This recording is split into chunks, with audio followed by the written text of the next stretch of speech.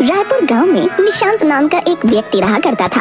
निशांत की शादी को हुए अभी कुछ ही वक्त हुआ था। घर में निशांत का छोटा भाई प्रदीप, निशांत की माँ सावित्री और निशांत के पिता भगवान दास भी थे। एक दिन सुबह सुबह सावित्री अपनी बहू के कमरे में जाकर, अरे ओ जयपुर की महारानी, कब तक ऐसे घोड़े बेच के सोती रहोगी? उठो जल्दी, घर के सारे काम तुम्हारी माँ करेगी क्या? अरे माँ जी, बस मैं उठने ही वाली थी। बहू, ये सब यहाँ ससुराल में नहीं चलने वाला। सूरज निकलने से पहले उठने की आदत बना लो, वरना सावित्री नाम है मेरा। जी माँ जी, मैं समझ गई। कल से आपको शिकायत का मौका नहीं मिलेगा। मैं इनको भी जगा देती हूँ, इन्हें काम पर जाना है। अरे अरे, सोने दे मेरे लाल को, अभी उठा के क्या करेगी? आराम से दोपहर तक सोने की आदत है मेरे नीशू को। उर्मिला हैरानी से सावित्री की तरफ देखती है और फिर वहाँ से चली जाती है। उसके बाद उर्मिला घर के सारे काम करती है।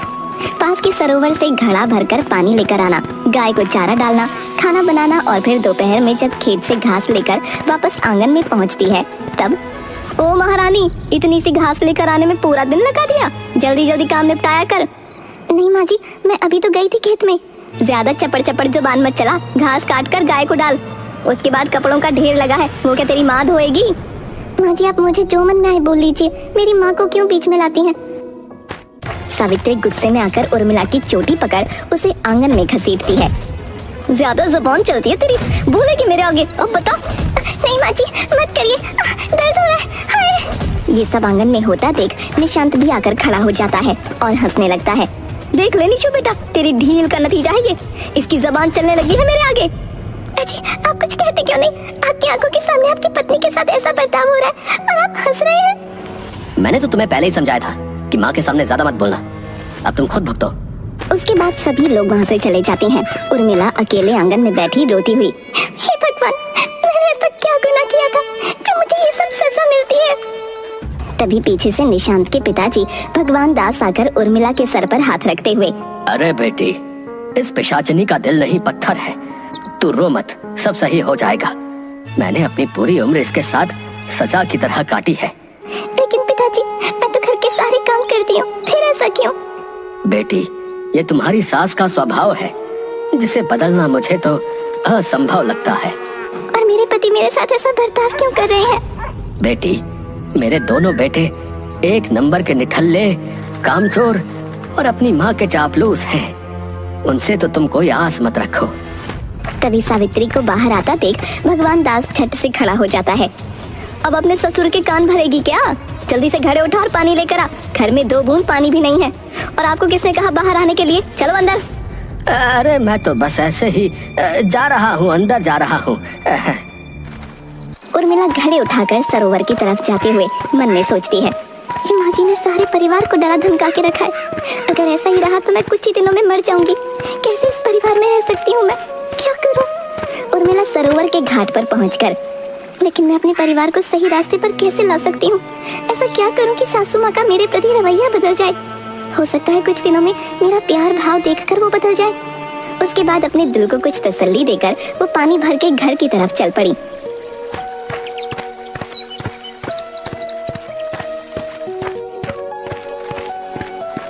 घर के आंगन पर पहुंचते ही ठोकर लगने की वजह से उर्मिला गिर पड़ी और घड़ा टूटने के साथ उसे भी चोट आ गई। हाय हाय, इस कुलच्छनी ने तो सुबह सुबह अपशगुन कर दिया घड़ा तोड़ के। तेरी क्या टांगे टेढ़ी हैं जो चलना तक नहीं आता? नेशु, अरे ओ नेशु, देख अपनी इस फुलझड़ी को, सुबह सुबह क्या नुकसान कर दिया। तभी निशांत बाहर आकर बोला, अरे माँ, इसको एक वक्त का खाना बंद करो, खाकर मोटी होती जा रही है, तभी चल नहीं पा रही। उर्मिला वहाँ से किसी तरह खड़ी होकर रोती हुई अंदर चली गई। वहीं भगवान दास उदास मन के साथ खड़ी दिखता है। अगले दिन सुबह उर्मिला के पास सावित्री, अरे ओ सुन, शादी के इतने दिन बीत गए, कहीं कोई खुशखबरी है या नहीं? नहीं माँ जी, अभी तो नहीं। मुझे लल्ला चाहिए, अपने कुल का दीपक, याद रखना, और वो भी जल्द से जल्द। जी माँ जी। सावित्री वहाँ से निकलते हुए, पता नहीं कब देगी मुझे पोता, कहीं बौंझ ना हो ये कलमुई। ये सब सुन उर्मिला बहुत उदास हो जाती है और घर के पीछे नीम के पेड़ की छांव में बैठी सोच में डूबी रहती है। तभी उसके पास उनका पालतू कुत्ता रॉकी आकर बैठ जाता है। इंसान तो इंसान का दर्द नहीं समझते रॉकी, लेकिन तू बेजुबान होकर भी मुझे समझता है। अब तू ही बता मैं क्या करूं, कहाँ जाऊं, कैसे जीऊं? रॉकी भी मानो उर्मिला की सारी बातें ध्यान से सुन रहा था। अगले दिन सुबह आंगन में चूल्हे पर रोटी बनाते हुए उर्मिला, सुनिए, आज मेरी तबीयत कुछ सही नहीं लग रही, आप मुझे डॉक्टर से चेक करवा लीजिए। देखो, बहाने बनाने की जरूरत नहीं है, समझी? अभी चौपाल पर मेरे दोस्त मेरा इंतजार कर रहे होंगे। हटो आगे से, काम पर ध्यान दो, सही हो जाएगा सब। ऐसा बोलकर निशांत वहाँ से निकल गया और चौपाल पर अपने आवारा दोस्तों के साथ ताश पत्ते खेलने लगा। तभी खाना बनाकर उर्मिला अभी उठी ही थी कि सामने से सावित्री कपड़ों का ढेर उठाकर उर्मिला के हाथ में थमा देती है। चली कहाँ महारानी, अभी ये कपड़े धोने हैं। जी माँ जी, अभी धो देती हूँ। उर्मिला जैसे ही कपड़े धोने लगती है उसे चक्कर आ जाते हैं, वो वहीं गिर जाती है। उसे आंगन में नल के पास कोई नहीं देखता।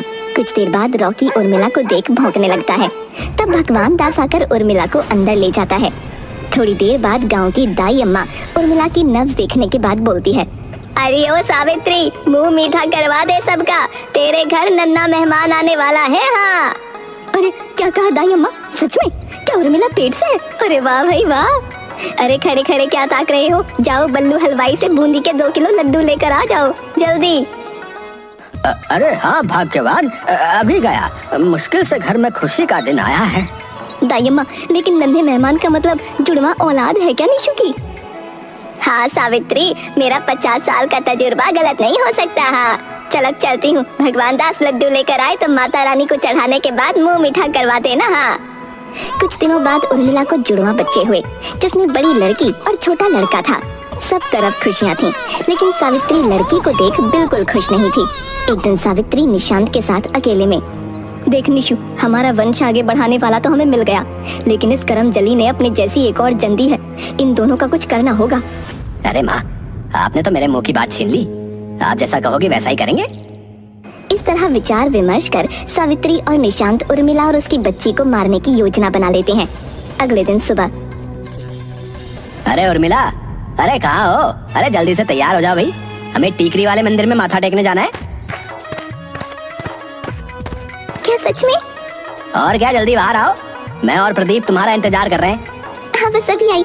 हे भगवान, तेरा लाख लाख शुक्र है, मेरा परिवार खुशहाल हो गया। थोड़ी देर में उर्मिला दोनों बच्चों को लेकर आंगन में आ जाती है। अरे चीकू को अभी माँ के पास छोड़ दो, चेरी को लेकर चलते हैं, क्योंकि तुम दोनों को कैसे संभालोगी, है कि नहीं? लेकिन हमें दोनों बच्चों के साथ मंदिर जाना चाहिए। अरे तुम फिक्र मत करो, माँ और बाबूजी भी हमारे पीछे पीछे आएंगे। थोड़ी देर बाद चीकू को माँ ले आएगी। उर्मिला ठहरी भोली भाली, वो निशांत की बातों में आ गई और निशांत, प्रदीप, उर्मिला और चेरी को लेकर पहाड़ी वाले मंदिर की तरफ चल पड़े। उन सब के पीछे पीछे रॉकी भी उनके साथ चलता रहा। कुछ देर चलने के बाद एक पहाड़ी के छोर पर पहुंचकर, अरे उर्मिला, यहाँ पर काफी ठंडी हवा चल रही है, नहीं? क्यों ना यहाँ कुछ देर आराम कर ले? जी सही कहा आपने, चलते हुए काफी देर हो गई, यही सही है। जहाँ निशांत उर्मिला रुके थे उसके ठीक नीचे